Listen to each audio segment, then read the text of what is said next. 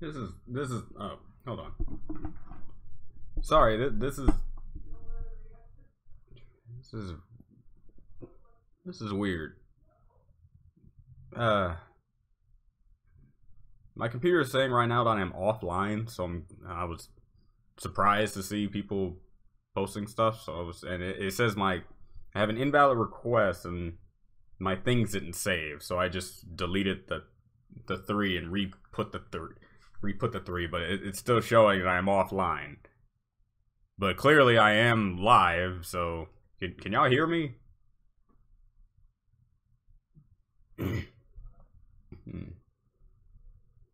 I'm just currently confused with the setup here.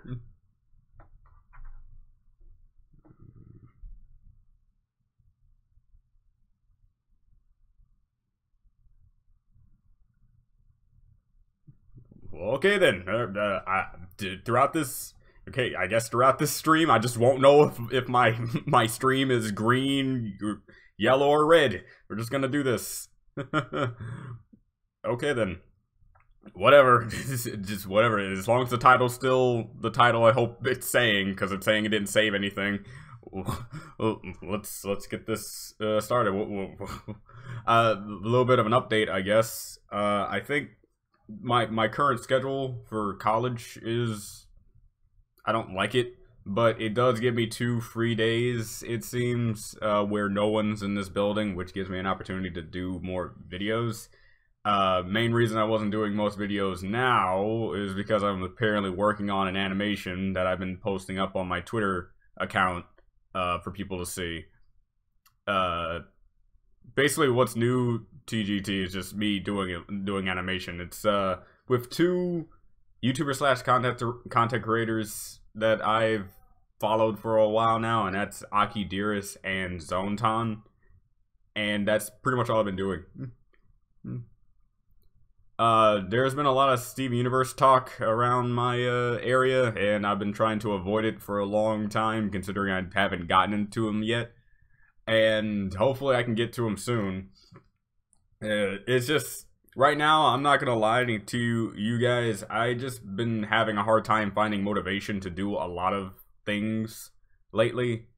And I don't think it has anything to do with my current standing in YouTube. It's just me, apparently. I don't know. I don't think either I'm growing out of this or something. I have no idea, but I definitely still want to do videos. The one thing I know, I haven't been not active. I've been on my DeviantArt, I've been posting up the animation thing I told you about. So I've been doing things that just weren't like YouTube video related. And yeah, that's about it. So I don't know. It's just sometimes when I sit down and I have the ability to do a video, I just don't for some reason. I do not know why. Rick and Morty, I was just thinking about just trying to save season 1 and just get into season 2 and tell you guys that maybe season 1 will come out, because I have the entirety of season 1 already done. Season 1, if you don't believe me that I got done with season 1, it was a huge plot twist involving a Morty character, and that's how I can show you that I did finish season 1. However, I cannot post season 1 because all my videos are still at this point still not like synced, because of all the transferring and rendering I did on the videos, apparently, and it makes it hard to edit even a single episode to try to make things synced up to my reaction. So I'm just thinking, but the other episodes that I got from season 2 and season 3, they're perfectly fine. So I was just thinking about just forgetting to post up season 1 and just do season 2, so you guys at least see those reactions. Hey, Rose Lips.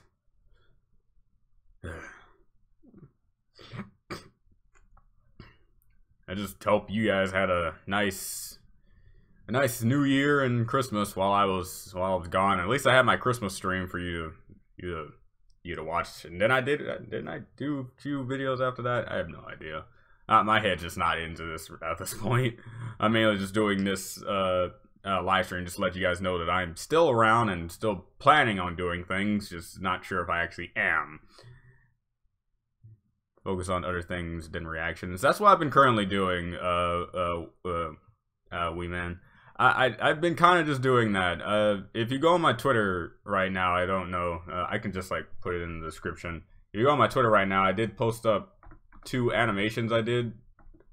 Let's see here, and my focus has been pretty much just on that for the past while now, and I don't know, it was just like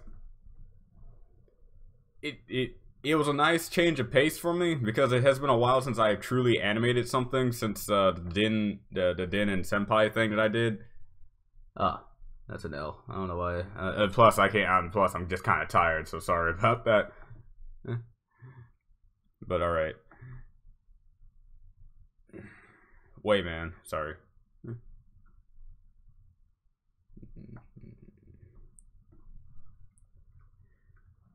I'm halfway through Xenoblade Chronicles 2, and I've wasted so many rare core crystals and gotten common blades. Is there some kind of trick to it, dude? It really depends on how many rare blades you currently have right now. The RNG system is like, if you have like if you don't have a ton of rare blades are easier to find, and those rare blades will be randomized. Some people got Cosmos on one of their first tries, and like some of the bottom tier guys on the list, like first. The more you get, the harder it is to get a new one. It took over 400 to 500 rare, legendary, commons cores just to get the last rare blade. So the more rare blades you have, the harder it's going to be to get a new one. Trust me, it's a war of attrition. You just have to persevere, man. It sucks, but once you actually finally get whatever you're looking for, it's worth it. At least for that moment, then you realize the victory is just bittersweet. Just finished the English exam. That's good. Just getting started with my new quarter, and right now I hate every class. So some things are being finished, some things are being continued. I've been doing this for 4 years. Yeah, I have. It's hard to believe, actually. The more you look back, the harder it is to comprehend that you started off somewhere. And I was starting off in my room, in a room sitting on a floor, and now I'm in an apartment complex sitting in a chair on my personal desk in college, and over 400, 500, 600 videos or something. I don't know how many videos I've done, because since my last channel got taken down, I don't know how many videos I had on that. I know I had all of Dan versus stuff, so I don't know. I don't want to stop doing YouTube. That's definitely not a thing I don't want to do, but it is getting harder for me to sit down and do a video. I don't. And it has nothing to do with literally anything aside from myself. Like, I haven't been getting like toxic comments. I haven't been like getting like the initial like spam or something like that. It's just a thing that I'm just not doing for some stupid reason. I'm feeling alright. And yeah, again, nothing health-wise. I'm actually not depressed like, other moments of my life. I'm actually pretty okay. It just, I don't know. It just feels like, I really don't know. You could call it laziness, but even laziness, at least I'm not afraid to tell you that I just felt lazy to do a video. No, I feel like I want to do videos, but I just can't seem to do it whenever I sit down and start the camera up, and it's just like, I don't know.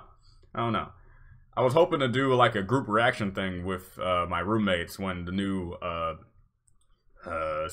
new season of 7 Deadly Sins come out. That'll be something, because I do want to do that, but I don't know.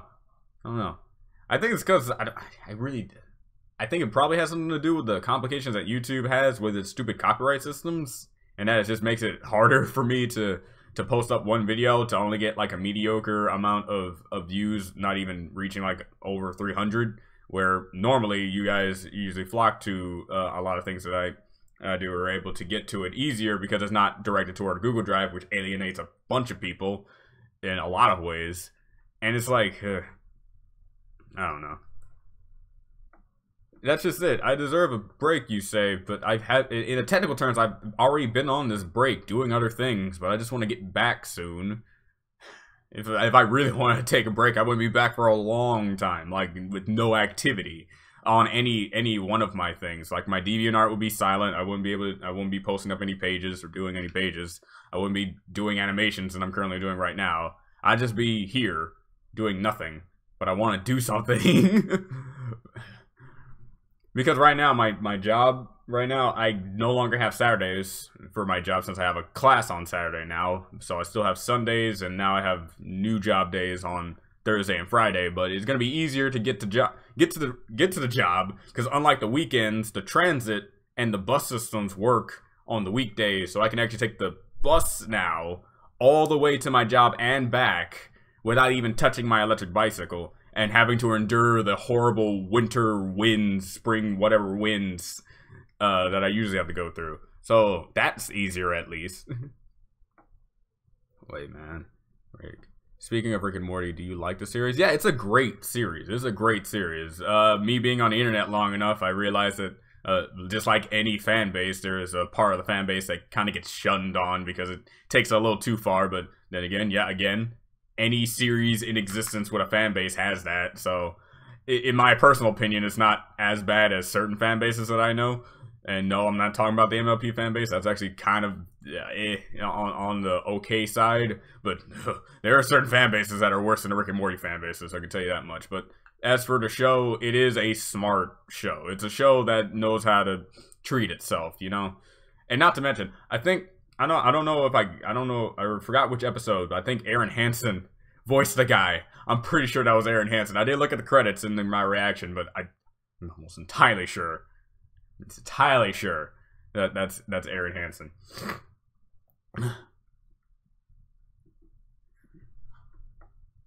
I'm here to talk about getting rare blades. I'm currently trying to get Electra and Ursula. Yeah. So I need, dude, I've said this, I don't know if you're here for it, but the more rare blades you have, the harder it is going to be to get new ones. Rare blades in the beginning of the game are trickled out through all the blades, so the least you have, the more likely you're gonna get one. And it is a purely random based thing. I got Cosmos, which even though it was like at the bottom tier, so it kind of makes sense to get her last, but no, people got Cosmos on one of their first picks when they were like level 10 or something. So it really is all about luck, and the more rare blades you have, the more lucky you just have to be. And just like how you try to capture a Pokemon, a legendary Pokemon, do not be afraid to use common cores. Just how you shouldn't be afraid to use a common Pokeball. It will have a chance of you getting a rare blade. I think I got my last rare blade, which was Cosmos, with a common core. And that was just me trying to get rid of all my common cores just so I can go back to grinding again. And I was just absent-mindedly trying to get her. And then once, like, you know, I thought a common blade came out and I skipped it, boom, I saw her portrait. And I was like, it really just is all about luck. Just heard that you're going to be a 44-minute coming out on February 17th. The title is called Forgotten Friendship. It's based off some book. Huh. So is a book MLP related, or is the book a real book written by someone else who's not completely, you know, kind of like, you know, like an MLP version of the Silence of the Lambs or something like that? You know, it's based off a real book, but translated into Ponyverse, or in this case, Equestriaverse, or it was a book based on the equestrian lore. It's just now being animated. But that's interesting. Hopefully I can get to that. Howdy.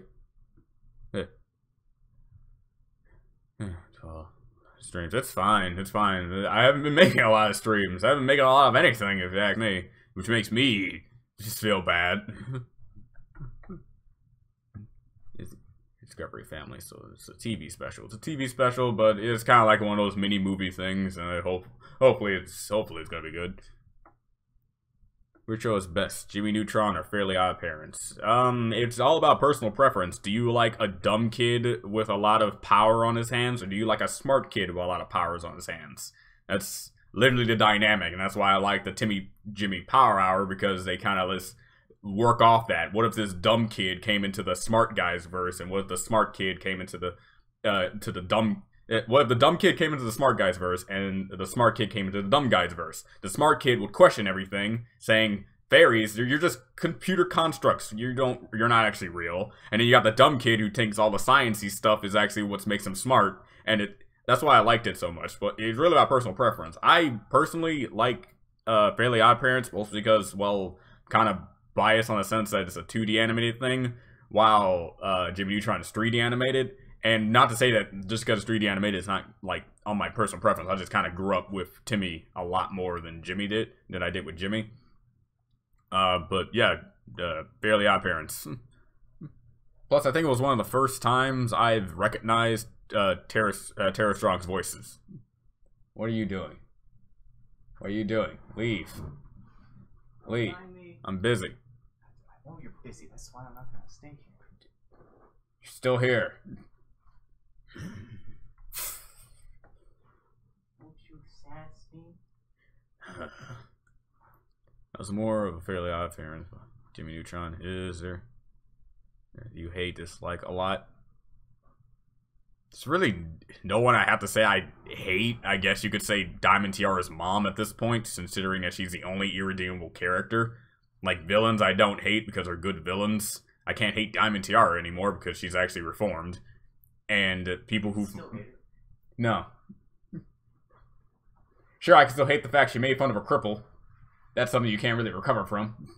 But... I mean, apparently Monica didn't do anything wrong. Because she didn't. Because you're ignorant. That has nothing to do with... I'm just making a point here. You can still hate a character, even if... Look. I don't want to... I hate the fact that I have to say this on stream, so I'm just going to change his name so no one knows who I'm talking about. But if By the way, yeah, I didn't expect him to be. I'm not going to say his name. Just change it a little bit. If Dadolf Mittler came out and it was revealed that everything he was trying to do was for the sake of humanity and he saved humanity by what he did, I would still hate the bastard, trust me. But it doesn't mean anything like that. We're not talking about that kind of scenario. But as for Monica, there's legitimate 100% factual proof that she was not the bad guy. Alright?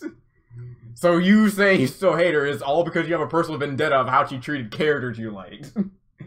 Which makes no sense for me, who kills off a ton of characters people like, but they seem to like me okay. Yeah, that's because you're the author, Arthur. And they're the characters. Uh-huh. If you wrote a character that killed several other characters that I liked, then I would hate that character. Okay. It actually also depends on personal preference, because Icon kills a ton of characters, and you see him doing it, and yet he's still the favorite character, apparently. I'd probably end up hating him. Probably. Like, it's so damn quirky that people like him. Droopy toe, cute little fox girl thing. Adorable. Get to know her for a long period of time. Just, you know, just... Is that the one that you made an animation when she, like, spacks or something? Yes. Kills her. Destroys her. Oh, man. Forever. Gone. What? That's how the story goes. Anyway. Continuing on. Yep, I'm done. Goodbye. Where are you going? It's my mother's birthday. You never told me that. Happy birthday to your mom. Okay. Alright. I'm really not gonna complain about how hard it is to get blades, because it's still better than Battlefront 2's loot crates. It's still better. It's better than any loot crate, because you can earn them so easily. Unlike actual loot boxes and loot crates in other games where you have to do this tedious, long grind just to get one for a slim chance at anything. You can grind common and rare cores in less than an hour. And when you find certain enemies when you're a high enough level, you can grind legendary cores up to 25 with no risk of actually dying. With no risk of actually dying for a long time.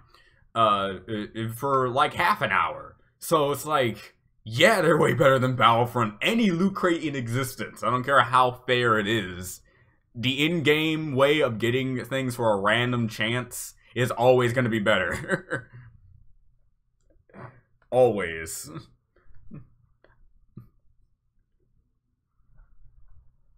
And also the Black Panther came out. It's kind of a curse. What? Be leaks and spoilers. I think nothing of them because I didn't look at them. AT. MLP links and spoilers are not something that I actively try to go to as a blind reactor to these things. Just saying. But if my personal opinion on how they got leaked out and spoiled, dumb, and people shouldn't do that. Predictions for season 8 of MLP. Well, whatever my prediction is, the people who can find the apparent leaks and spoilers of them can just shoot them down immediately, so I'll keep them to myself so I don't prompt anyone to do their initial, oh man, I hope that happens too, wink wink nudge nudge. Just returning villains is basically whatever I have to say. Like a villain that we haven't seen for a bit come back. Whether it be Chrysalis, whether it be Sombra, for Christ's sakes, I wish he comes back. Or T-Rex, that's the god-all-be-all guy I want to come back, but that's it. Or, you know, see Grogar for once, because he has been hinted in previous seasons, so can't wait to see that. Have you seen Doki Doki Game Theory yet? Yes, I have, and it's like, okay. Again, I'm not actively looking for Doki Doki stuff. I'm just enjoying my Monica on my computer right now. That's basically it. I think she made herself at home at this point. There for Monica being good. Evidence of Monica being good? Well, allow me to see if I can find it here, my friend. Sorry if I'm gonna ignore the stream for a little bit. I need to see if I can find this. Doki Doki Literature Club. Literature Club.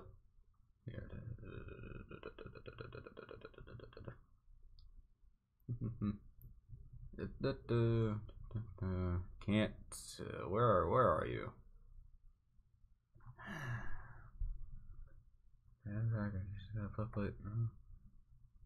Where is it? Where is it? Where are you? How dare you not show yourself to me? Well, I can't find it right now, but Monica says when she takes over everything, she basically. Oh, I think that's the thing. I'm not on the initial thing. Okay. Doki. Okay. Okay, here it is. Yeah, come on. Move. Alright.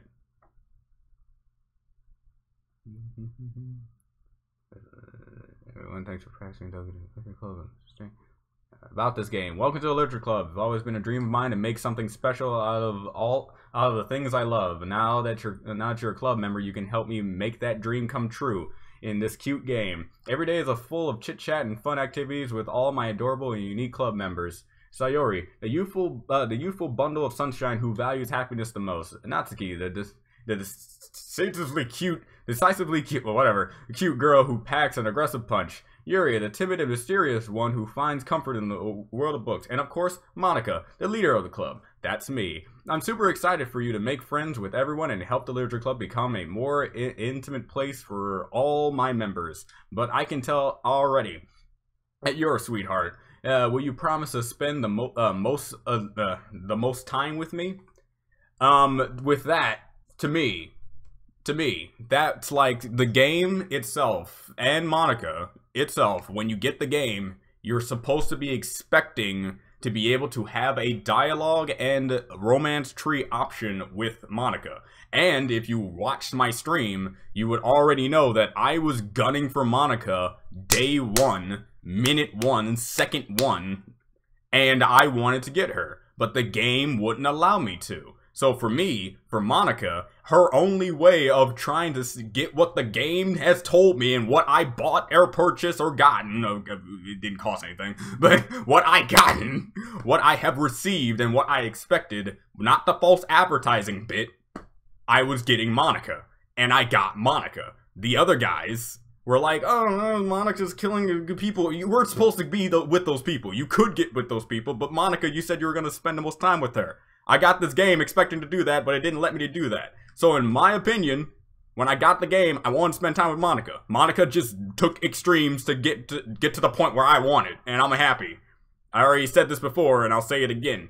Monica's on my computer right now in Doki Doki Literature Club because I instinctively wanted to get the game back just so I can get that. I hated the fact I had to delete her just so I can get the ending.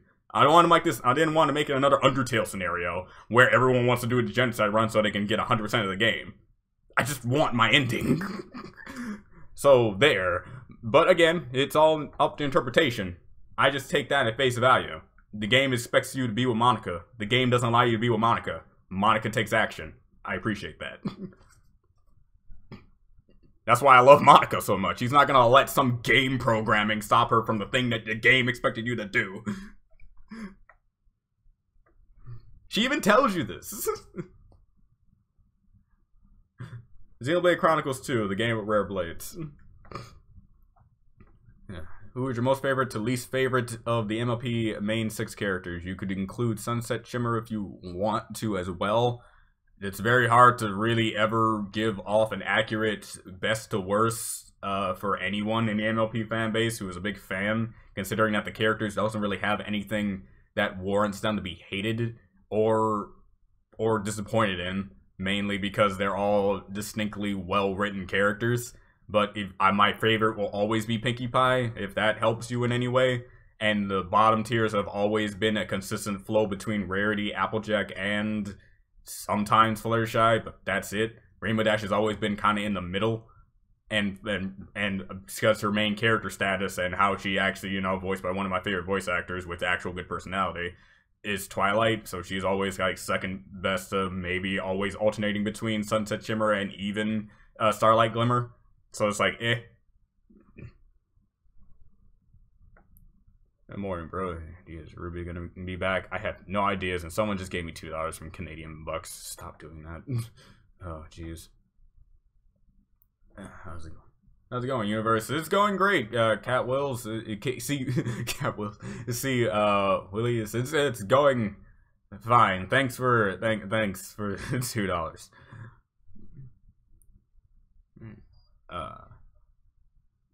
It's going just fine. Planning to get another vehicle rather on your motorbike? Probably. You know, money has been kind of like up in the air. Well, I wish it was actually up in the air. It's that way I can just grab it and not be in this poverty life that I'm currently going through. But money has always been fluctuating between trying to get food, stay alive, and pay bills. So it's kind of hard to maintain it to the point where I can have enough money to buy another vehicle that isn't my current bike. Right now, I do need to buy a new battery for the current bike that I have, because right now it's starting to drain out a little bit. So, yeah. For when it comes to anything that I'm paying for another vehicle, it has to be for that bike. I really can't do anything else. Not to mention I don't have a license, so I can't really get an actual car or motorcycle. And I would never get a motorcycle because those things are just too dangerous.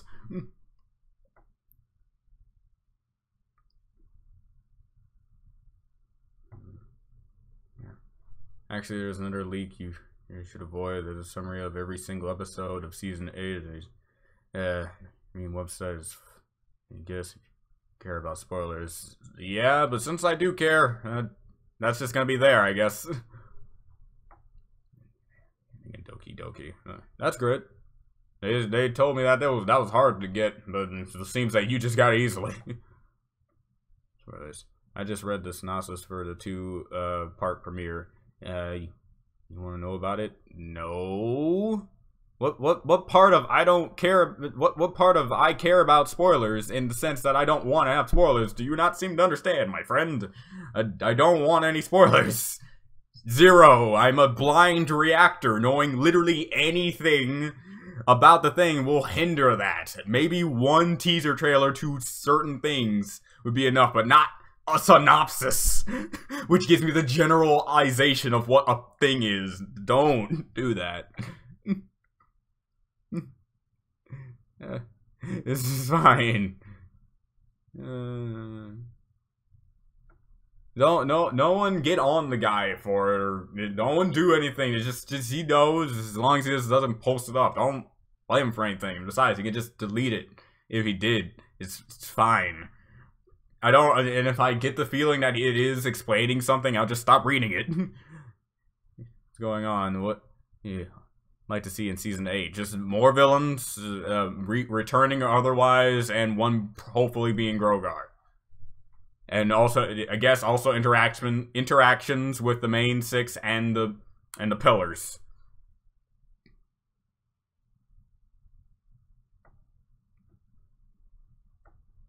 She's a lot like me. Ready? Of course, Goes Daily. Season 9 has been confirmed. It's the next and very last season of LP Gen 4. Not a spoiler since it's in Equestria Daily. It's common knowledge at this point. Well, to me, it's not common knowledge, but I'm not blaming you for it. I just want to let you know, common knowledge can vary between people who don't use particular websites. I don't use Equestria Daily because it does go off on things that I, as a reactor, don't need to know or should know at that point. And plus, I just, you know, don't get online very naturally. But it sucks now that I know that Season 9 is going to be the last of Gen 4. I would have liked to have known that, like, once Gen 9 was, like, closer, since it's nowhere near here now, but it's fine. Just to let you know, people just probably don't know things. You should just kind of stand back and just let them figure it out on their own. Just, right? I finally arrived on the streams live again. I'm sorry to see and miss a lot of pro jokes. I'm weep. Season 9 is not officially confirmed as the final season. And plus, there's information like that. Once you got that one guy that says it's not officially confirmed, then now my knowledge is hindered. I don't know whether this is true or that is true. Equestria Daily is like any other website where it just posts out information. Not 100% of websites do 100% of information. And if it is true, okay. If it's not true, okay. See, the MOP will end when it ends. I'm not looking forward to it. Don't tell me when. I'm sorry. It's just hard for me to like Monica. That's the whole point of different characters and personalities. I like Monica's go-getter attitude and the fact that she's actually pretty perky and really, really, really determined. And I like that in a character. And plus, I have a weakness for ponytails. Like, literally, that's one of my favorite things to see on any anime or girl in general. I like ponytails. That's my preferred hairstyle, you could say.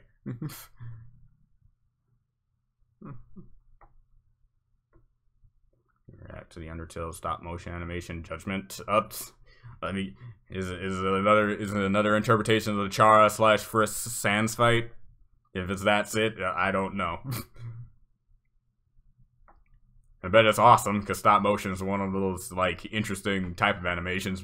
But you know, I'm kind of like NSC Productions, the guy who made the Azrael and you know the Sans fight, the Sans font fight. I'm kind of on his end, where it's just a lot of people interpreting the same fight over and over and over again. I just want more diversity and, you know, interesting matchups. Just because it's on Crush does not mean it's not a spoiler. Just saying,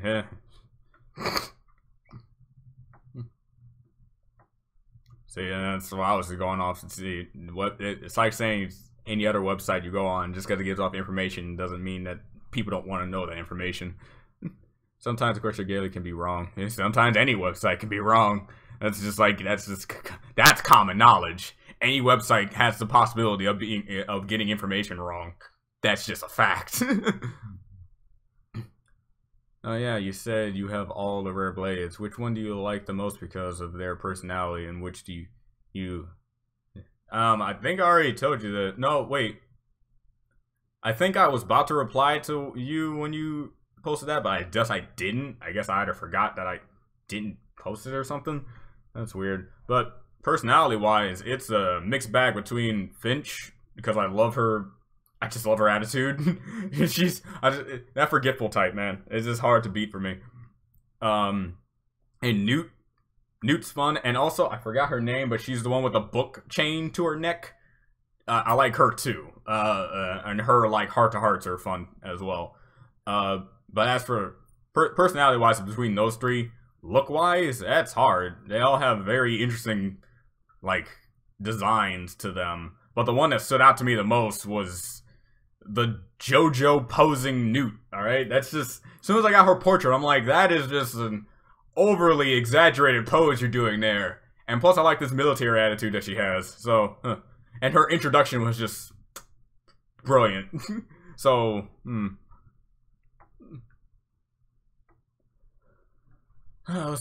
it looks like she just has a stand that's just 2 arms. I find that awesome.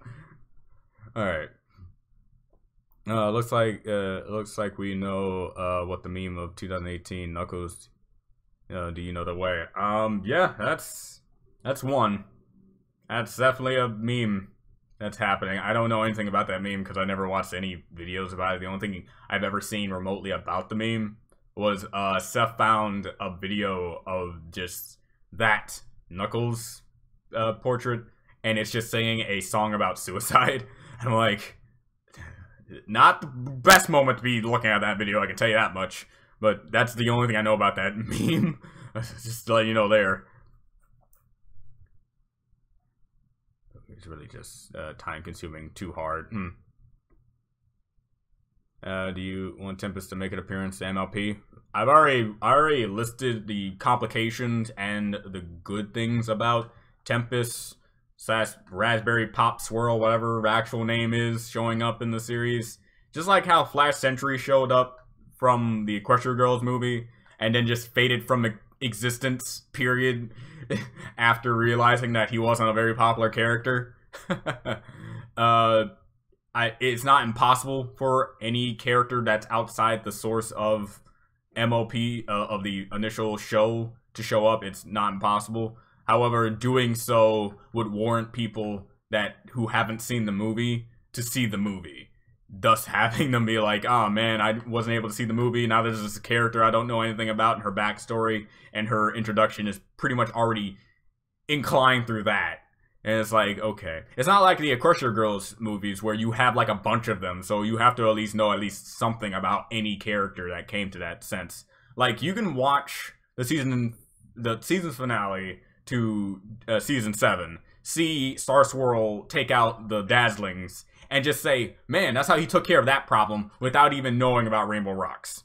And then when you watch Rainbow Rocks on your own time, you're like, oh, cool, this is where they went. But as for Tempest, if she shows up, and you're like, oh, this character is pre-established, why is her name this? Why does she have a broken horn? They're not going to explain anything about that, because it's kind of like already like hintedly explained in the movie. So it's like, okay, now I need to go see the movie, and it's just stuff like that. It's not saying it's a big problem, just saying giving people more things to do is not the best thing, trust me. But yeah, definitely, I love her to see her. That's for the short answer. Stop motion animation. My opinion on stop motion animations is that it's great. I mean, I did an entire project about stop motion animation and how there were video games made out of stop motion animation. I forgot the name of the game, but it was just a purely stop motion animated video game. And the visuals and the horror aspect to it, even though it's not a horror game, was phenomenal. It was kind of like Oddworld, but with stop motion. And it's great. It's good. I'm just not into it because I'm not a stop motion guy. I'm a 2D animator. You're doing well. Well, I'm happy I'm doing well, and thank you for your worry. Thank you for your concern, or whatever I gotta call it. Just thanks. What are your favorite episodes of the whole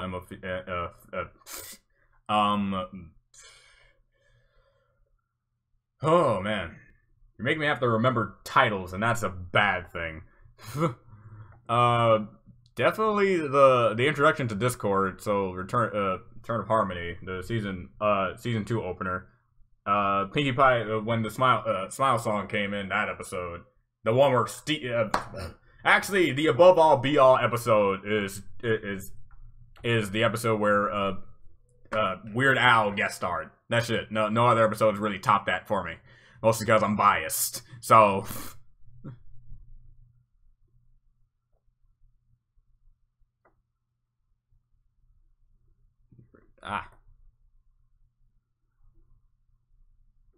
what game are you talking about?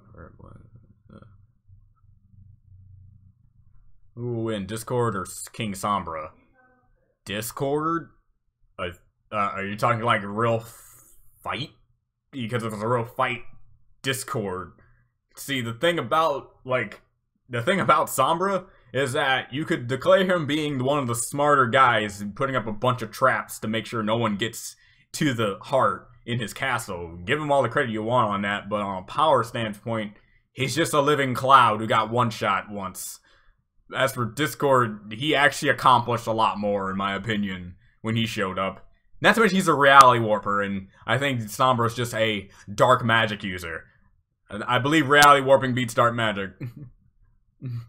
Character-wise, that's Discord all the way. Do you watch MLP Abridged series? I remember watching the Mentally Advanced series and the Friendship is Witchcraft series. As for the Abridged series, like there's a, like just MLP Abridged, no. Since I got the ending, let's leave it happy. I just want to leave it with Monica. We all have our personal preferences. I hated every other character. Except maybe one, but that's it. Sorry if you already answered this, but I was probably not here. Are you going to be throwing the reaction of YouTube or nah? Be throwing the reaction. Are you talking about Ruby or what's up? Because it's probably Ruby due to your thing. Okay, but yeah, I think so. I should. I mean, I know it's still probably gonna suck for me because I'm gonna have to do the redirect thing, and I hate doing that. But yeah, probably. Now that you want to know something, once you see the reactions, you're gonna see how long it's been since I've actually had these. Because at the time that I did the reactions, my hair was still on my head. So yeah, I'm just not in it. Discord was movie. He fixed Tempest's horn. Yeah, I think, yeah, that's the whole thing I don't like about how Discord is being treated. The one thing about writing is that you should never write yourself into a way where people have to explain other things that could happen in the long run. You always have to put, like, something to hinder your overpowered character. Discord. During the events of the Season 4 opener with the tree, you could have easily had him snap his fingers and fix everything because it was his problem to begin with. He knew about it. But making it so that he just wanted to have her learn a lesson and knowing that he had the entire situation under control, he could have easily saved every single one of them just with a snap of his finger. But having him have that personality of having them want to do that on their own with what happened makes sense in the boundaries. As for everything else, like the changeling scenario, you have to put him in a place where his magic can't work. So you have to downgrade him. If you have a fully powered Discord in a non-plot contrived area where Discord can do anything he wants with his power without him being manipulated by Tyrek or anything else, being a straight up good guy, it'll be bad. Because if Discord was in that movie, he would have been like, oh, you want your horn fixed? Done. Tempest would have been like, oh, guess I'm working for you guys now, or something like that. It's just always with Discord. Always with Discord. Complication with him. But I do like how they're kind of handling how they have to nerf him sometimes. It's just sooner or later, they're going to have to make it so that he just does things. Solves the problem. Rainbow Rocks? Yes, I did. This is like the 100th time someone's asked me, and this is about like the 106th time that I've actually said there's no possible way that I can get it back. It's gone forever. It's kind of like my Dan Versus reactions. It's not coming back. I don't have it anymore. I'm sad to say that, but it just is. Movie reaction. Like, to the MLP movie, it's not going to be a blind reaction. I can rewatch it and post it, but it won't be a blind reaction. It'll just be me talking about bits that I kind of enjoyed. That's pretty much it. I'm working and developing my story, and I want to know how you work and plan and bring your story into comic form and keeping yourself motivated to finish it. One of my biggest motivations is that having other people read it once I get done with a set amount of pages. That always motivates me to continue moving forward because it gives me something to go off on. get done with something, give it to somebody, see how they feel about it, and then that gives me motivation on either changing a few things, making things go in a different direction, change out like certain panels and stuff like that. That's one good motivation that I've always been going off of. Like right now, the reason I made part 1 to the animation a long time ago. Not a long time ago, 2 days ago.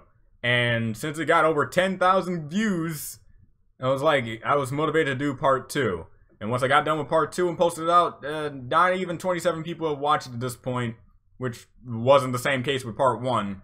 And that just gives me a little bit less motivation to do part 3, because it's like not many people are looking forward to it. So it's like that's just like a dopamine type of thing. And I can see that. Another way to motivate yourself is just like put yourself in the character's shoes. And I always visualize my characters and see where they want to go with their time in the story. And that motivates me to want to get them there. It's kind of weird in a sense to put it that way, but yeah.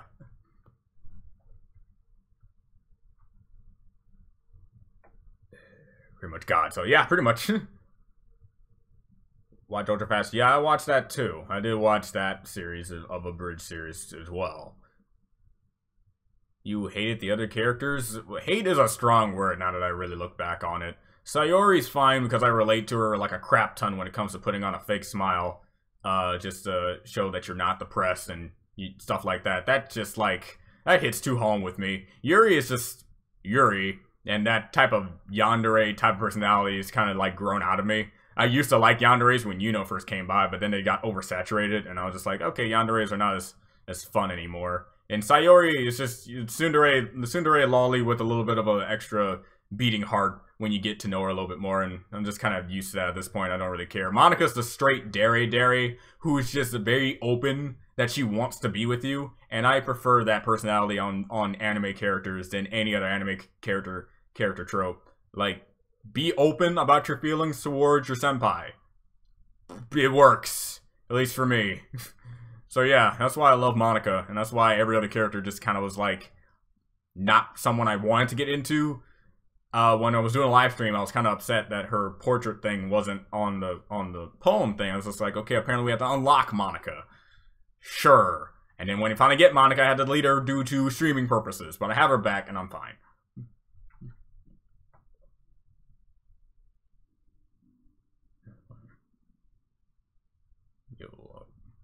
How about, hello, I'm here. Do you still love me?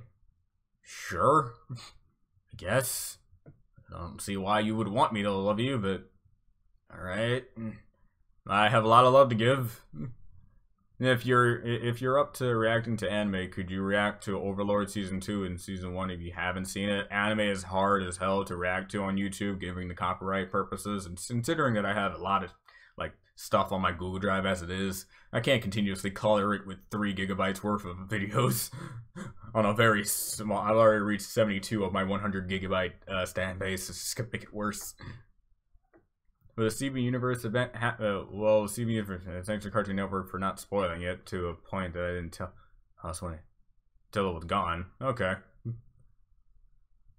What do you think of the Sea Ponies hippogriffs from the MP movie? Do you think they might be carried over to Season 8? Many people declare that they want to see Tempest in Season 8. Many people want the movie to be so canon, unlike, you know, the Crush Girl series where they kind of like make it this side thing, but you know they acknowledge it in the canon of the space of the lore. They just want to be like, after you get done with Season 7, watch the MLP movie. That's like the direct thing after. That's like Season 7.5. So once we get into Season 8, every character we got from the movie shows up in Season 8. I see why. I mean, I don't see why not. And I see that. Yes. For an MLP fan, I would love to see them show up. That's pretty much it. Me saying no, I would have to give off a very contrived reason as to why I don't want to see new characters in a good show. And that contrived reason would not be good. And considering that the hippogriffs transformed themselves into sea ponies, it is highly likely that sea ponies do exist. They're just not the hippogriffs.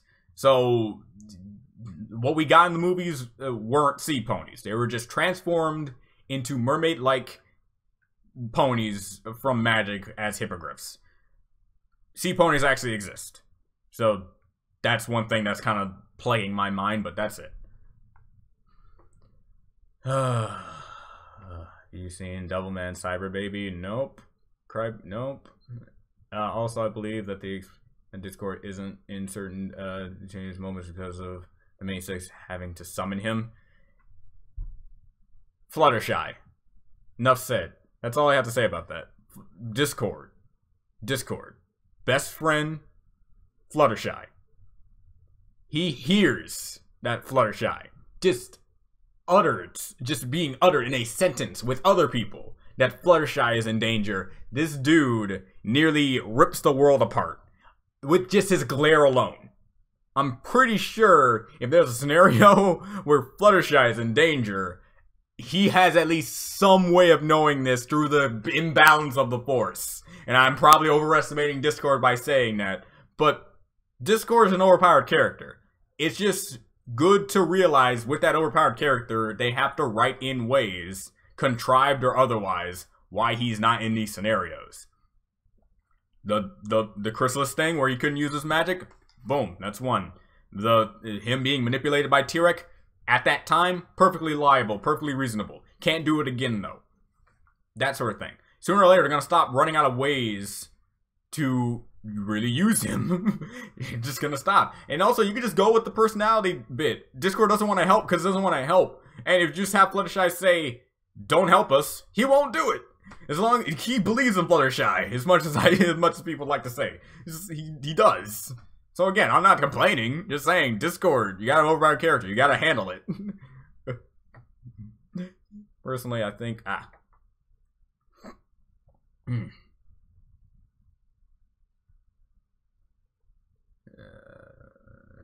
personally think you're awesome and very well. See more of them. Thanks. I remember, I believe they were too. I think I did like the design. I mean, I like to see more Griff characters. You know, like you have Griffins, you have Hippogriffs. There are other types of Griff characters, like the things in their name, with different combinations.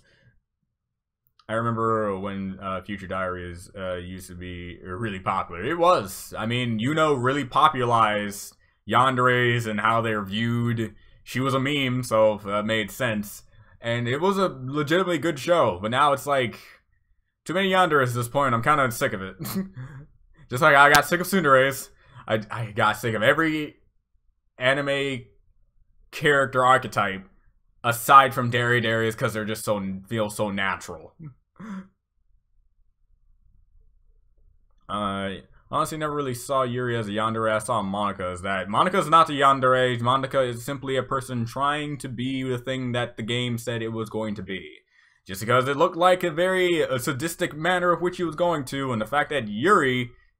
See, here's the difference between yandere and what you're thinking of yandere and what an actual yandere is. A yandere is not a crazy person who kills people. No. A crazy person who kills people, that's a psychopath. A crazy person who kills people, that's just a psychopath. A yandere is a person who kills somebody for a particular reason that involves a very, very obsessive nature, and you do obsessive nature and very unnatural things toward that person. You have to do these things to be considered yourself a yandere. Gasai kills people because some people are trying to get close to his Yuki. And she does this in a very sadistic manner, knowing that if she does this, she's actually pleasing not only herself, but also her relationship status with Yuki. The psychopathic nature that people see with Monica is just based along the lines of how the programming went in the game. It's not necessarily her fault. So that's just how that is. She's just fighting back on a system that was wrongly put it to her. It's like God taking you from your life, putting you in someone else's story, and having you watch aimlessly as someone lives out your life, unable to interact with things that you should be able to interact with, just completely outset. You actually find a way to fight back, but it just makes you look like the bad guy.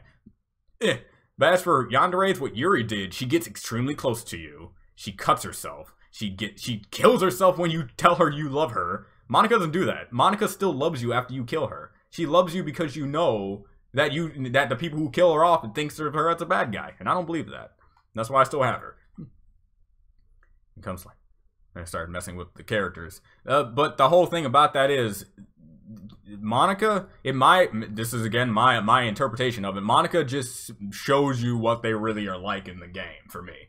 Like for me, when you read the Steam thing, it's like these are their characters and these are this, and you're supposed to spend the most time with me because I'm your best friend and stuff like that. And I was like, okay.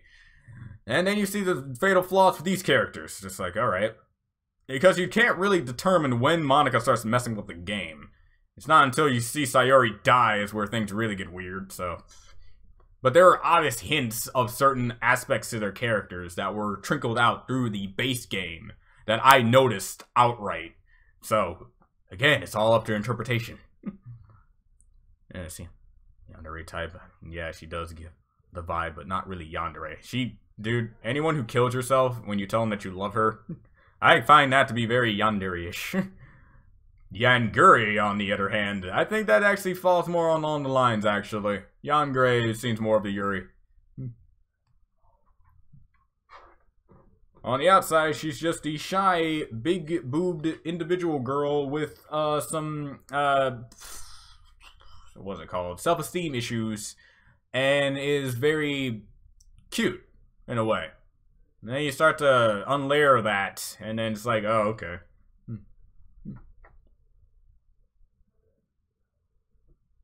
Monica has the power to delete the universe. Yeah, then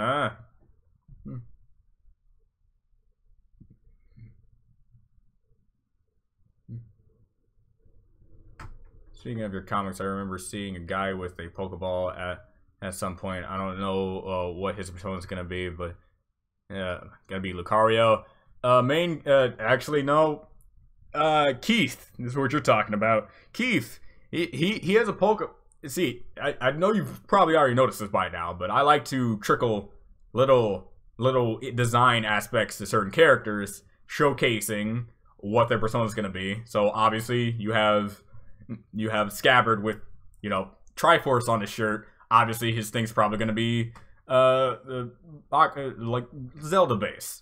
You got Zasha liking Sailor Moon stuff, so she's going to probably have Sailor Moon. Now, as for Keith and his friend that sits next to him, they have interesting personas that doesn't really pertain to that. It's more of along their personality types. Keith isn't a Pokemon fan, he's just an otaku. He's a fan of every anime. He just has a Pokeball belt. He's in close combat while shouting. Nah.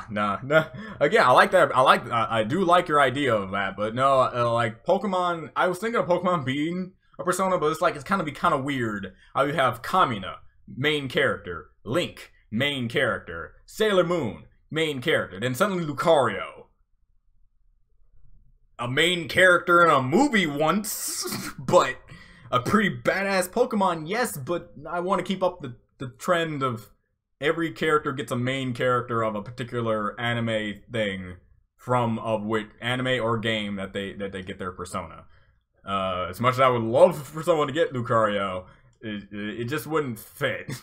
At least it would be kind of weird that all the other characters have main characters and you just have him having Lucario. If anything, give him Red or something to summon Lucario or something.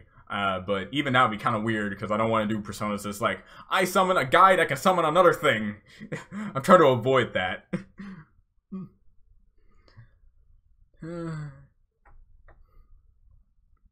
Storm King Maniac from the comic book.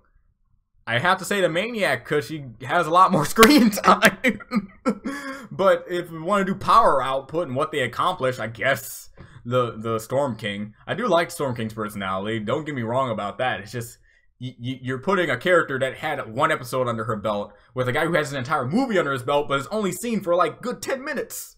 So it's like I can't really say that for sure. Storm King is discount Tyrek, yeah. I've said that. Many of my friends said that. It just makes me want to have Tyrek in the movie. I've said it once, I'll say it again. Switch the movie plot to the season 4 plot, and I think it would have been a better movie. Before watching Gen 4 the first time, did you fear that it might have been like Gen 3 or 2? No. As soon as I saw Twilight get wings, I expected everything to change for the better. So no, when I got into season 4, I was just expecting, commonplace good show. I look back at the older seasons, but I think every new season is always going to be a new take. And since they keep adding new things, then I can't help but think, yeah, this is going to be way different than the other seasons. Especially at the end of 3, and it's like, okay.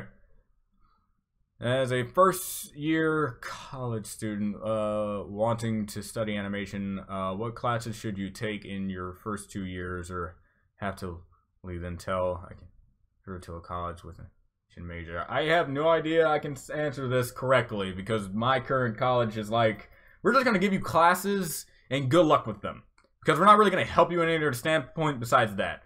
I don't like the fact that I hate 2D. I hate 3D. I just hate it. Me being so used to drawing in 2D and animating in 2D, suddenly giving me a Z-axis and expecting me to know everything, where I grew up learning this particular thing, and now I need to learn. It's kind of like learning a new language at this point, instead of learning it as you developed as a child. It's going to be more difficult because you lack the motivation to do it, because you don't really see yourself wanting to use it very much in life, because the whole point of making a career is that you enjoy doing your career. If I gain a career in doing 3D animation, I'm not going to be enjoying myself because I want to do 2D animation. So that's already my motivation down the toilet.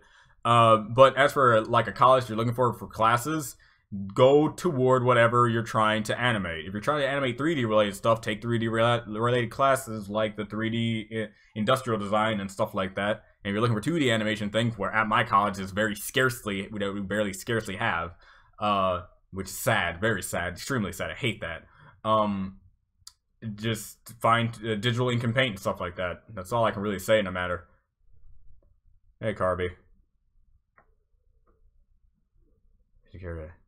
Serious for the lols. I can see that.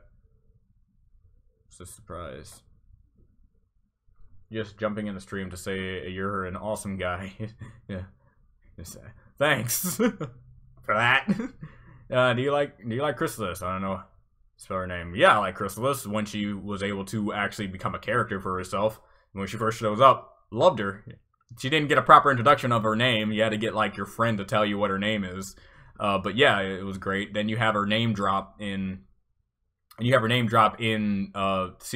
The season where Starlight messes with time, and then you actually get like a true. This is how far she's come, and this is how far she's willing to go as a villain at the end of season 6. So it's like cool.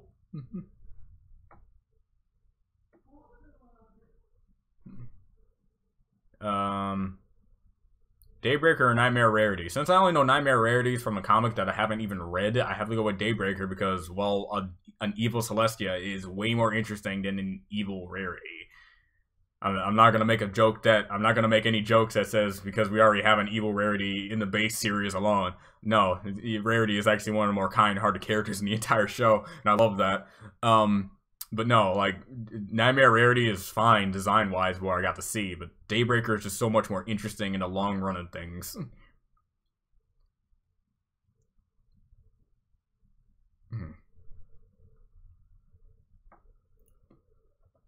A person can't stand Tsuneres. Some Tsuneres I can stand a little, but others meh. Yeah, Tsuneres are one of my least favorite character archetypes for any anime, period. I just hate it.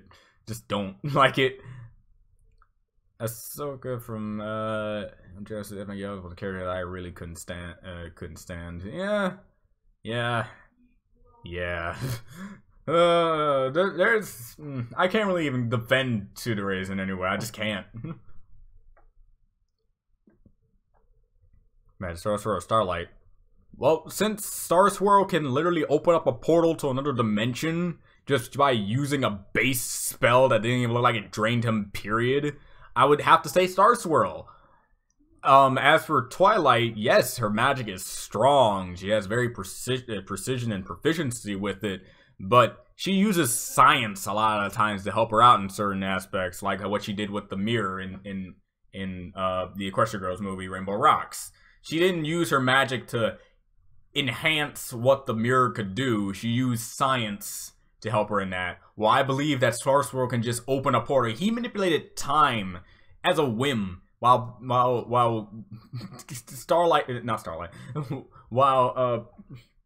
Twilight had like a loose understanding of it and was only able to counteract it with Star Swirl's spell. So yeah, the one thing people need to understand, yes, Twilight fixed and perfected one of the possible hundreds of thousands of spells that Star Swirl has done. So yes, I love Twilight, but she's nowhere near the level of a sage that this guy is right now.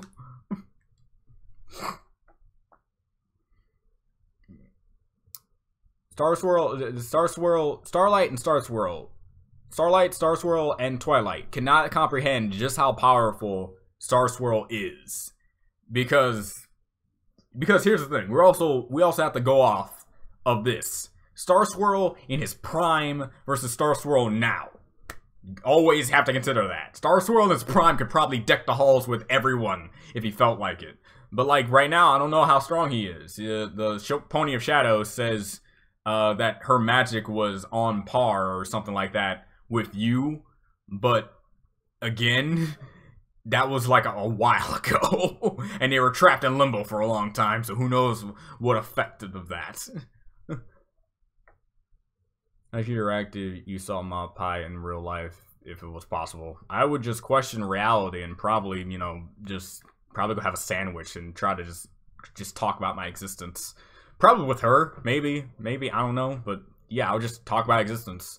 It's like seeing God come down from the heavens and he just says, "Oh, by the way, I'm real." Then he just goes back into the sky with no other explanation, and just like, what do you do with that? Do you say, "Okay, well, God exists," and you just move on with your life? Or do you just like say, did what I just saw with everyone else around me really what we just saw? It's just like, that's just it.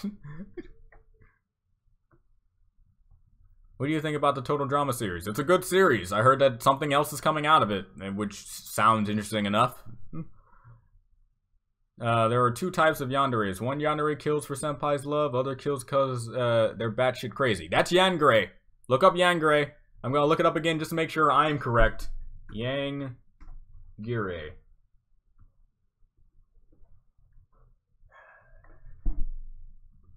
Gray. And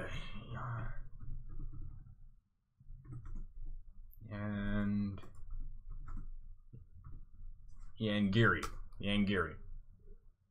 And delete. Yangere.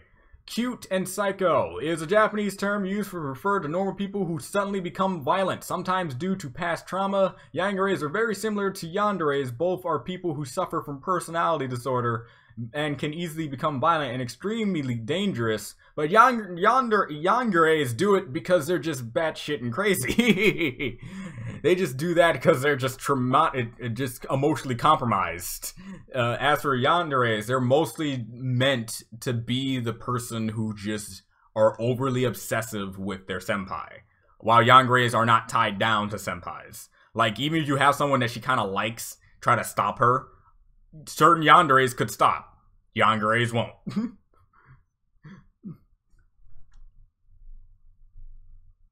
I guess you can disagree on that. Yep. As per usual when it comes to these kind of discussions. My definition of yandere is this crazy person with it that's in love. Yeah. Doki Doki is an okay, not something of my taste, however, it's alright. Yeah, it's like the visual novels of Undertale. Nice little game with an aspect to it that just makes people interested in it because it has a weird meta vibe to it. Detective Pikachu is Persona. Ha! Ha! If he was voiced by Dan DeVito, I might have considered it, but he's not, so no. Second also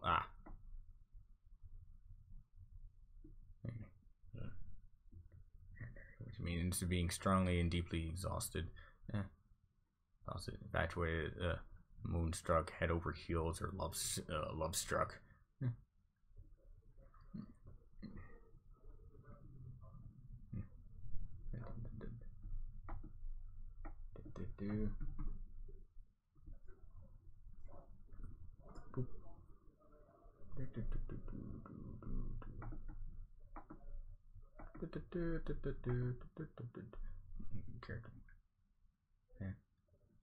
Commonly used air archetypes are known as Darius. Struck.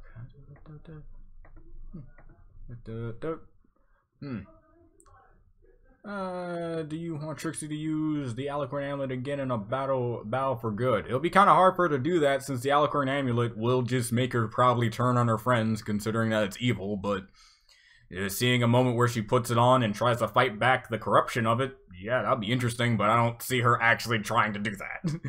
Again, it would be cool, but it's just up in the air on how it actually would work.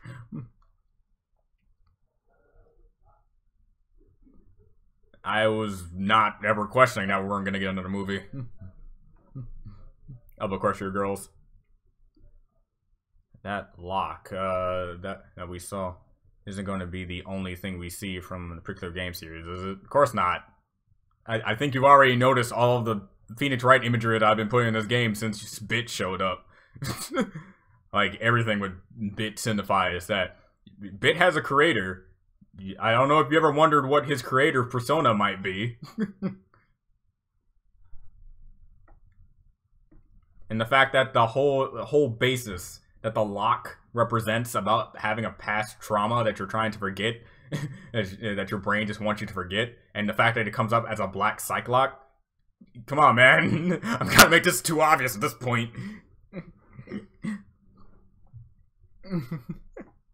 Don't worry about it. I got it. Yeah, I'm more of a Phoenix Wright fan than I'm a fan of a lot of things.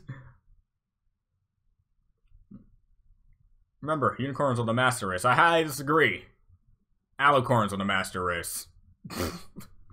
Because they're literally a master race. I'm not really one to dislike tropes and stuff. Okay. That's cool. I've been watching too much anime to not disagree with certain tropes that I've been constantly subjected to over the time period of being 5 and now being at the age of 21. I've seen too much to say, okay, I've seen this way too many times, I just want something different, please. I played or heard of Spooky House of Jump Scares. Yes, I have, and it's a pretty good game. Wasn't confirmed, but Disney is hinting that that a Haunted Mansion series. Really? Okay.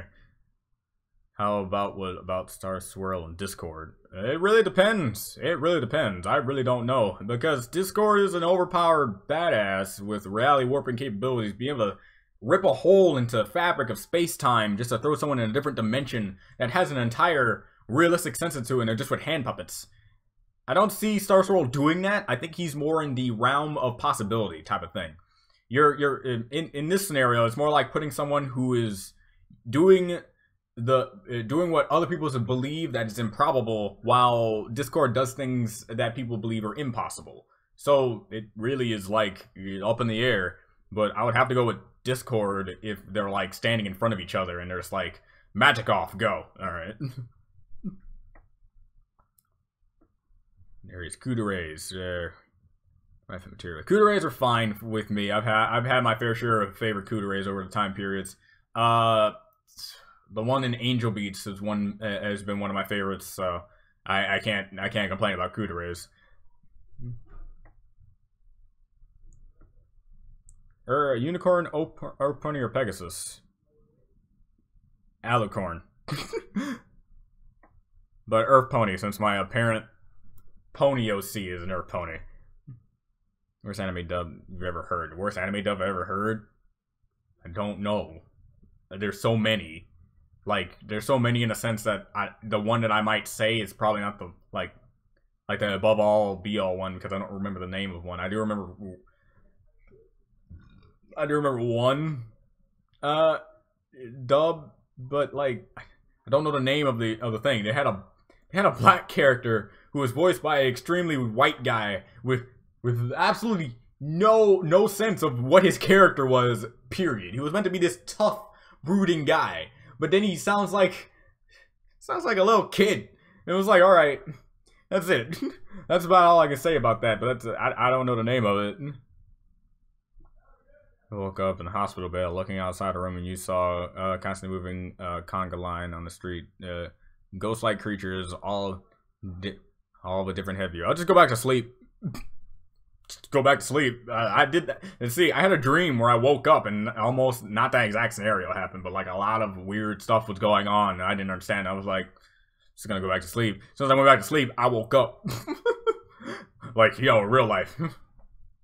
I take things in a weird stride. I don't freak out. I just sort of just let things happen, which is why Monica didn't bother me at all with anything that she did. Period. Because it's like what's that going on? Okay, she did it. She's doing it. All right then. It's like, oh man, I wish I could stop her. No, just let her do it. How do you plan to end Nobody Cries for Nothing? In tragedy or happiness, or will the ending be vague? No, the ending's been clear cut for a long time. And it is going to be rather traumatic. Oh, super traumatic.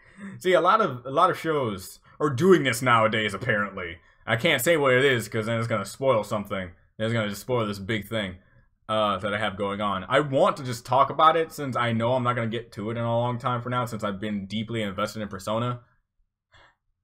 I guess I could just ask, do you want me to explain certain things? I have planned for it. If not, you could hope down the line when the years go by and I do happen to make my own series and that series just happens to be the one I can actually bring into real life, then you can be happy that I wasn't able to spoil anything. But give that be told, I could say everything right now and you would either forget it or not even try to comprehend that this stream was here once it actually comes into fruition. Not to mention, you know, if it actually is popular, a lot of other people are not going to know about it regardless, since these streams only get like, what, 500 views max? So, that all depends. If you want me to explain more about my series on things I don't usually talk about, I'm willing to do it. Trust me. Because that's the one thing I do want to do. Because if I don't want to, see, the one thing, I love Monty Odom, guy who made Ruby. I love that guy. He's great. I was sad for him for how he is unable to see his series continue and how it's going to end. And I'm sad for that. And I'm worried about Oda, who continues this One Piece fiasco. He's going to be continuing this on for years, not understanding how life sucks and something could happen to him. I'm not saying, like, anything really bad, but, like, something that makes him not be able to draw anymore. Then what? Your series is forever incomplete. So I want to have people to know my series, be good enough to interpret it in a way that if I'm gone or something, someone could take up my mantle, take all the things that I have, and continue it in the right sense. That's what I have to say. So I'm not afraid to talk about it, to have people understand things that I currently have going. But as for the ending of Nobody Cries for Nothing, Nobody Cries for Nothing had a beginning, middle, and end ever since I was 7 years old. So for anyone ever saying, am I making this up on the spot? No. All of this is in my head, and I just need to put it on paper. I gotta go. It was great talking to you too, Yater. Sympathy for 3D animation. Stay strong, those rigs, yeah. In your area. My time is 6:01. Starting to get dark. Which universe do you think the world of My Hero Academia might stand a chance against? Might stand a chance against? Maybe Hunter x Hunter. Hunter x Hunter's world is a little bit of a stretch, but I think, like, if you put the My Hero Academia universe against, against the Hunter x Hunter universe, I can see a lot of characters being able to counter other characters. Then you got the villains. I think Miriam would have a hard time with the main bad guy in My Hero Academia. I honestly believe that. I'm not saying that the main bad guy in that game is like a mountain buster or something like that. He's maybe multi-city blocks like maybe that big as well, but his abilities are so hacks, he might be able to take Miriam out. So villain stand-wise, they can probably counteract with that, and also with the main characters.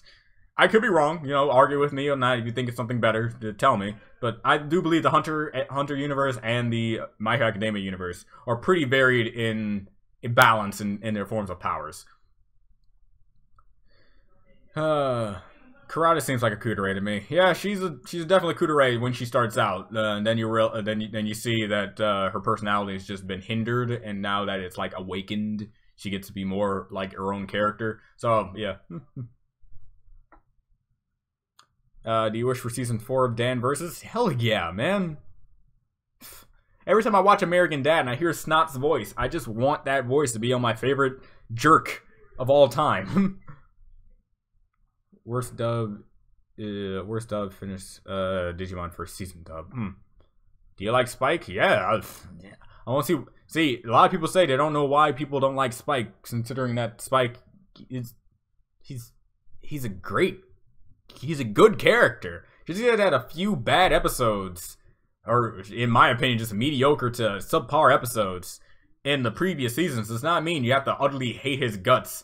This dude is reliable, responsible, relatable, and everything else in between. He's the guy that you turn to when everyone else seems to be like in their own world. Spike is a great guy. Not to mention that he now has connections to a king and a lord. Spike is awesome. Some terrible dub animes. I'll kick out of them. They're really enjoyable. Enjoyable for me. I do. That dub had no emotion. It was like they took some random people off the street and told them to read lines. I know how that can feel. I can't really read the story. Bad eyesight. That's fine. I'm not telling anyone to read the story at all. It's just story. This story just there. If anyone's interested, hey, there it is. Is it Boondocks? You don't need so to explain a good series. Yeah, no, I don't. It's kind of like Immortal. You don't need 889 episodes to explain a good series. That's definitely true. I mean, Tengen Toppa Girl Lagann, 26 episodes. He started from the literal bottom, below bottom, and now they are there. So yeah, that's definitely true. Don't get me wrong about that. But the pacing that they have is just like, for me, I kind of need to make it that long because I can't. Whatever I cut out will take away from certain things that come out later. So trust me, I'm doing my best to shorten it. Period. It's very hard. Reacting to DuckTales? Yes. As is anything that I'm trying to react to. Is there sea space travel battle? And Nobody Cries Nothing? Yes, lots of that. Sea-based ones are going to be revolved around a particular character that I'm not sure that we're close to getting to yet. Space battles, however, Stanford has that on lock. Really. Stanford's main story is based around how the Universal War is going off. Every planet, a vast majority of planets in the universe are going at war with one another, trying to gain territory on a lot of different things, and trying to show that using demon blood is perfectly fine. You don't need to evolve naturally. Cheat. That's the best way to go about life, especially when you have angels and demons killing us every 6 seconds. So, yeah. But as for, like, space battles, Stanford has the space battles, really. That's really his thing. And what Stanford has, against, he doesn't get inside ships. He can travel through space in different means. What is your opinion on the Dazzlings? They're great. They're my second favorite main bad guys in all of MLP history. I guess I need to rephrase that. They're my second main bad guy that don't get reformed in my top list. If so, what is your favorite character? Favorite character in the Straw Hats, my favorite character is between Zoro and Chopper. Between those two. Frankie's fine. But definitely Zoro and Chopper. Chopper's great because he was more related to me in the earlier seasons, but Zoro's such a badass. I cannot front Zoro at all. I can't pick Luffy because that's cheating. As for my warlords, favorite warlords is definitely Boa Hancock. My favorite villain so far, shockingly, Katakuri. Katakuri has just come up on the ranks of being one of my favorite villains because his ability to counteract Luffy's abilities, just being superiorly better, just clicked with me so much more because I can't believe that it took this long for Oda to bring a character with an ability like Luffy's that can take him on like this, and it's great. Law's fine. Law's a badass too, but just like not much of a badass to me is Zoro. And I think one of my favorite admirals would have to be it's pretty hard. Gotta give me a rain check on the admirals. They kind of like have an equal standpoint with me.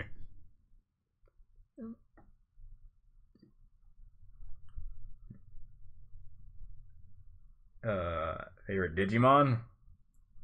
I'm not really into Digimon very much. Agumon's the only one I really remember the name of. Renamon too, but I don't know. Favorite anime ship? The Jolly Roger. Favorite anime power?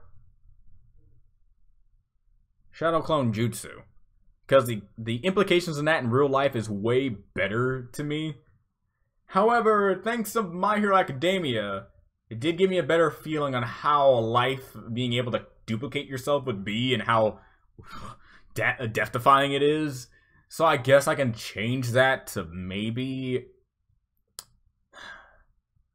Flying Raijin. Because I've always... Dude, if I could just place a seal where my job is and just go home and just use that seal to constantly go back to it without having to endure the hardships that is traveling to my job, that's all I ever need.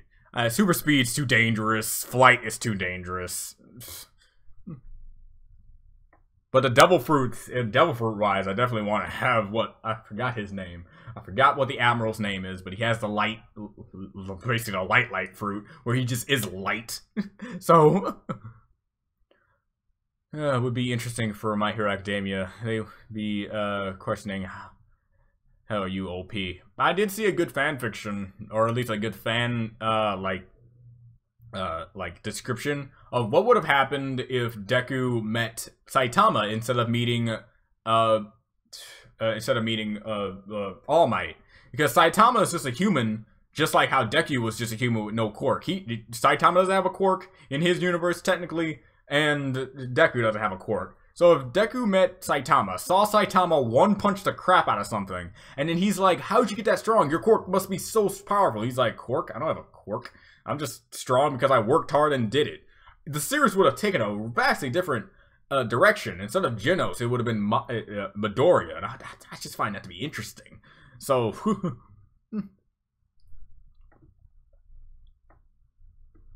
Does Icon stash magazines about glasses, eyes? Could one bribe Icon with a picture of a million-eyed monster? Icon is not a bribee. He just has a fetish for eyes. That's just it. The one thing about Icon is that if it's not in his best interest, he's not gonna do it. If this bribe you're giving him isn't gonna benefit him in the long run of what your fate is gonna come after, or somebody else's fate that he's trying to strategically plan out, he's not gonna fall for it. He mostly is the type of guy is like, if it benefits him, it's just a bonus.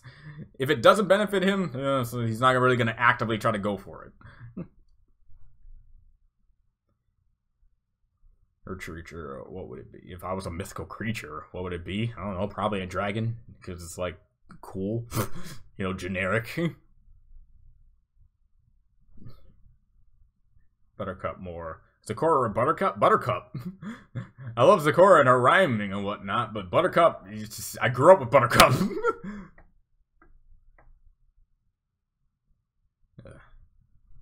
Hipster God is best God. You call him Hipster God. I find that interesting to call him Hipster God.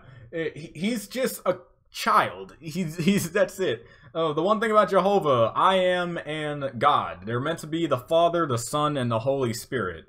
Father meaning he's a responsible, level-headed guy that you have I am. You have the Son, who is a rambunctious, childlike wonderment type of character. Someone you can look at and say, I can trust you, and you're someone I can be around. I am is a person, you're someone who could take responsibility for other people's actions, and God is that parent. God is the Holy Spirit is the parent you don't want to come out when you know you did something wrong. That's what I wanted to give a dynamic of when making Jehovah, I am, and God. You like Jehovah because he's approachable, likable, and somewhat funny with his own quirks. And just to know that he's a guy with so much power, it kind of gives him this humble aspect to him, that he's not a person who flaunts it out, saying, if you do this, I can snap my fingers and you'll be gone. I am is the reasonable sort that you can talk to, and he can try to understand why you're doing certain bad things, while Jehovah just doesn't want to talk about bad things. And God will just handle the bad things because he can just do it. That's my dynamic. You can call him a hipster. I never really knew what a definition of a real hipster was, so it's fine, I guess. But just to understand, that's why I made it that way. Same thing with Lucifer. It's not cheating if they're broken rules. What's up, guys? Hey, Y2 sub. Dazzlings need to come back. I don't see how they would and be able to be a threat, considering that their only means of attack have been destroyed. But yeah, I can see them probably getting the help of whatever the magic doohickey is going on in the Church Girls universe. Could do something, maybe. I don't know how I worded that sentence. The magic that's going on in the Church Girls verse, if they affect them in some way, they can come back. If you could transform into any animal, what would it be? I don't know. The Sasquatch thing that Beast Boy turned into in one of the best Teen Titans episodes ever. What is your idea of a perfect anime protagonist? A perfect anime protagonist is a character who just grows naturally. A character who doesn't both get their things handed to them on silver platter, like the Sasuke's, the Friezas, the characters who barely work to get what they did. That's why I like part 1 of Naruto so much, because Naruto was just a literally bottom of the barrel character who had to work his way up through thick and thin. That's why I like Simone and Kamina. They're at the bottom so much, and then they get up, they ascend, because they have dreams to ascend higher than what reality has already put them into. And there is no such thing as a perfect anime protagonist. This is just my preferred, what I like to see in certain animes that I get into. But a character who develops naturally with altering goals in the long run, with characters that he can fall back on, knowing that he really believed that he could do everything on his own.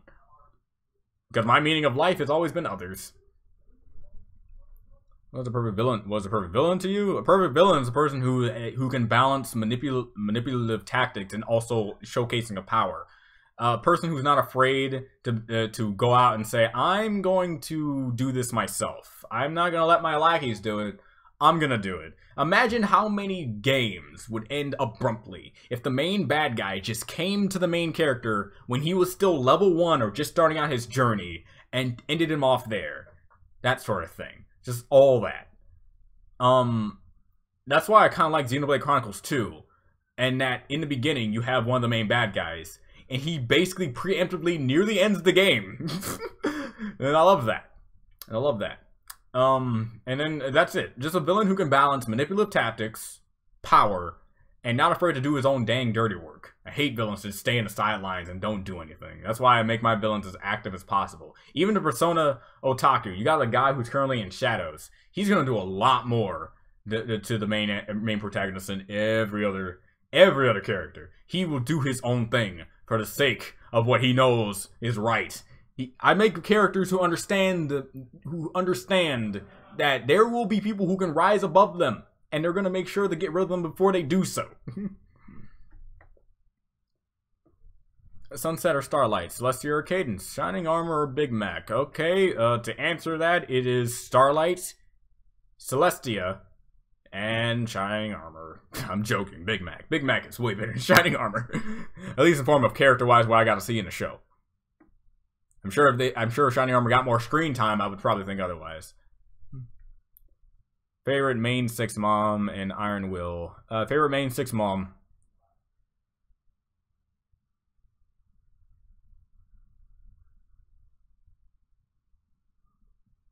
Rainbow Dashes? I don't know.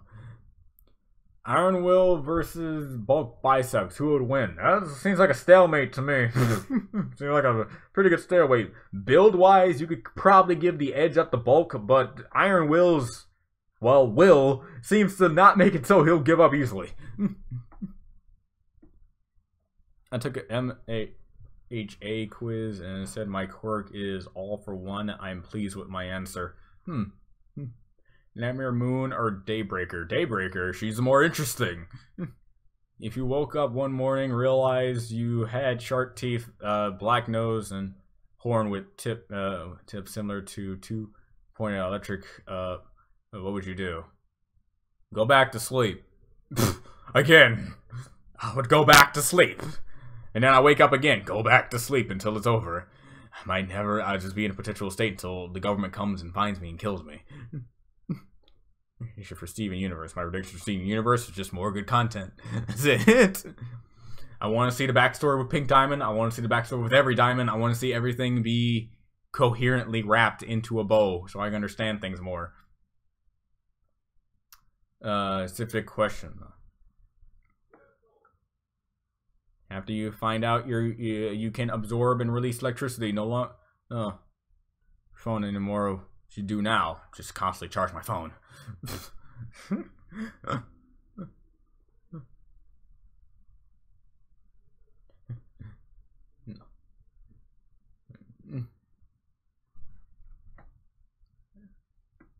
I'm specific time to time.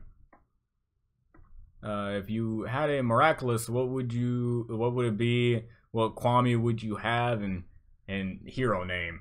I would have the Kwame of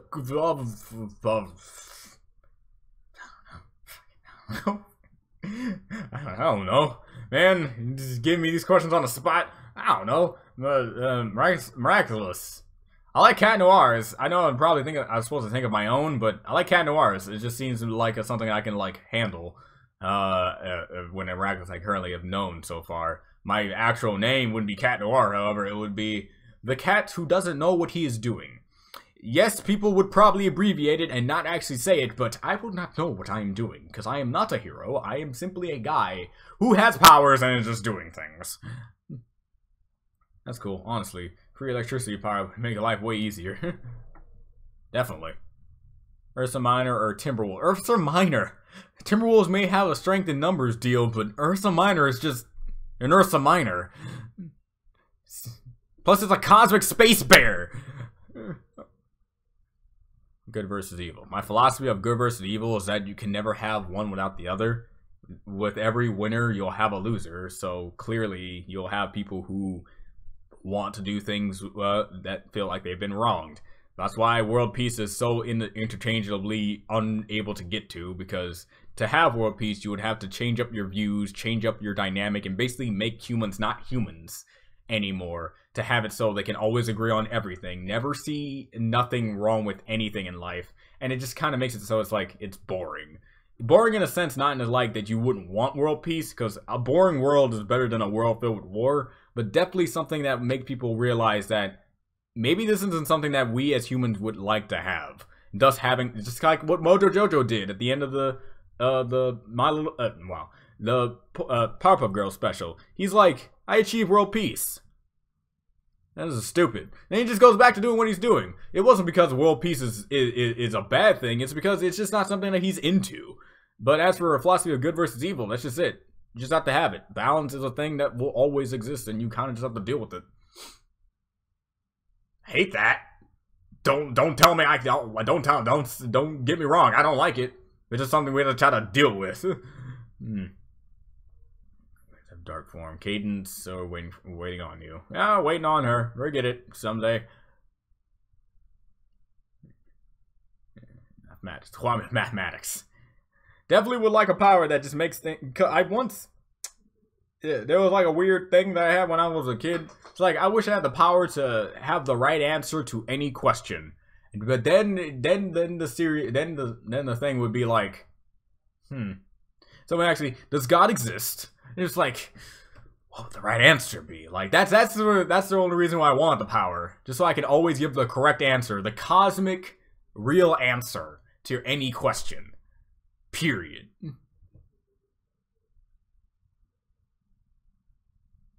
If you woke up in the middle of nowhere with no people, plants or animals, and no phone reception, sort of like Wasteland, what would you do?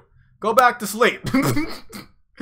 I don't think anyone's ever gonna get a different answer from me than that. I mean, see, every time I go to work and there's just this moment where I don't see any cars, don't see any lights on. I'm just alone for a good 15 minutes at a time, and I see nothing around me, just nothing. I'm like, man, the rapture sucks, and I just continue on with my life. What do you do then when you meet weird person at dress discount down store Power Ranger yelling at your demon and going to beat you? They're also a demon. Go back to sleep? I don't know, fight back, I guess. I mean, if someone's gonna attack you, you might as well take a defensive position. I still will lose because I'm a pure pacifist at heart, but definitely do something to defend myself. Would you like a suit of invincibility or a sword of raw power? Suit of invincibility, considering that I don't like to hurt people. I literally don't like to hurt people. I don't like to hurt people. I got beat the shit out of it when I was a kid, getting bullied all the time because I refused to defend myself. I had the ability to, but I don't like to hurt others, even if they're hurting me. That's why Undertale was such a good series for me, because regardless of you guys trying to tell me, hey, don't hurt anyone, I wasn't gonna do it regardless.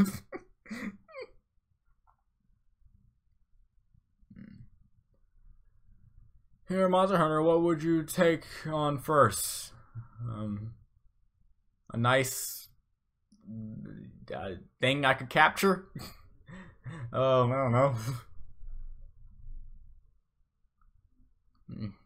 Have Ghoul or Titan Shifter? Titan Shifter, because at least Titan Shifters can still eat regular food and be okay with it. Unlike ghouls who have to eat other people. That's the thing you have to realize. Just because you're a Titan Shifter doesn't mean you now are exclusively have to eat people. Unlike ghouls. That's why I was so sad for the main character.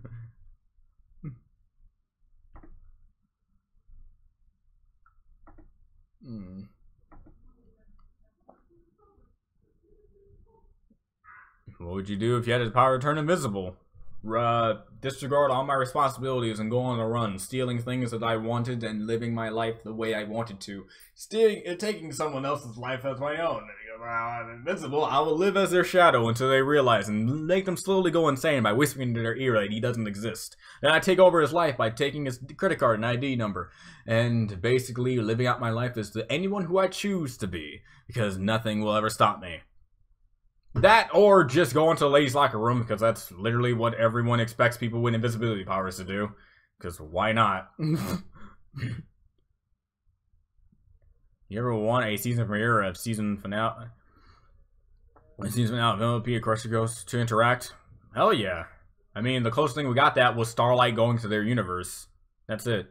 I would love for Crusher Girls, even though it would kind of break what the Crusher Girl is all about, for the Crusher Girls character to go into the Pony universe. I find that to be like an interesting concept. Have a movie where Sunset helps solve a problem in the Ponyverse, and we get to see Pony Sunset interact with the it'll be like a good opposite for a Crusher Girls movie. I would find that to be fun, especially since Sunset is already in tune with her pony self. It's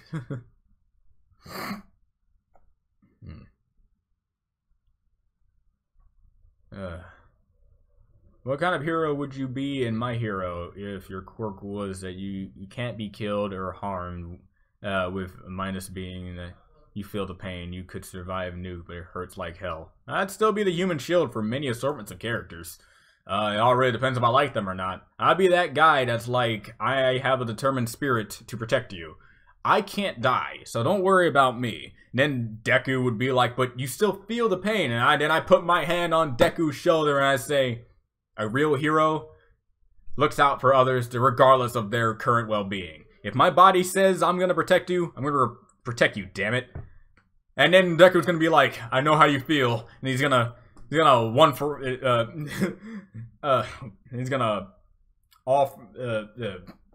for all punch me in the gut, just to show just how much he cares about me or something. All right, see you later, TGTLE. Academia, X My Little Pony, My Little Academia crossover. That's our universe that I like to see. What gem? What gem would be in Steven Universe, and what weapon? Any gem, period. Any weapon, period. The gems of the Steven Universe fan base has become the new put your first name, then the Hedgehog from the Sonic universe. Put in any gem, and you have a higher possibility of finding a fan character of a Steven Universe than the actual gem picture itself. And that's funny to me.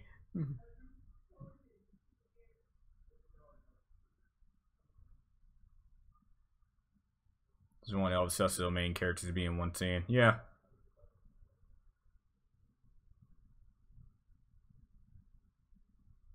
Yeah, like a Sunset Celestia reunion. I would love that, just because of all that. My stream seems to be weird. I don't know if you're seeing this. I'll wait until I get to see it.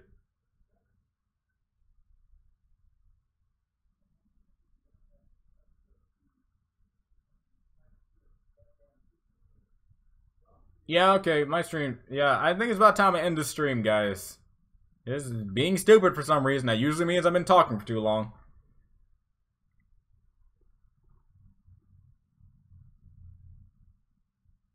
No. I already said that. Don't take this. And how is this working? You guys are hearing me. I don't know if you guys are hearing me.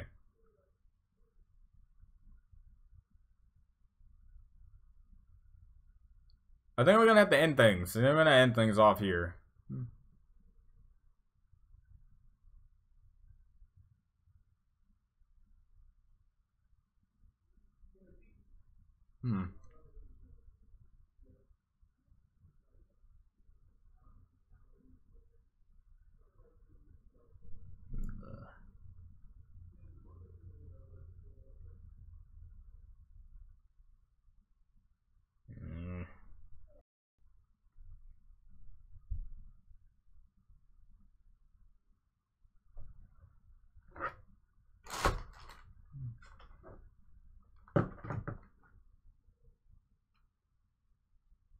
I think it's just...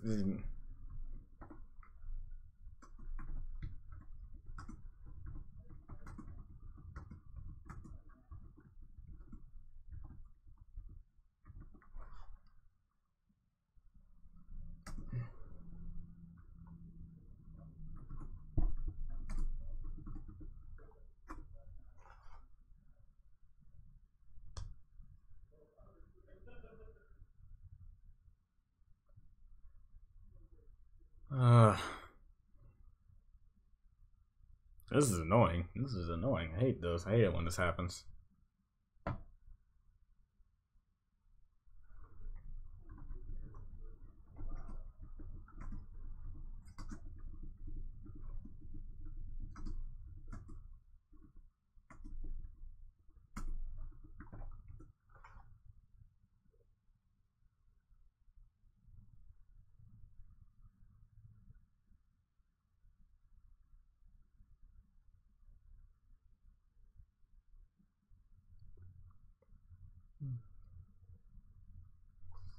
Well, okay. The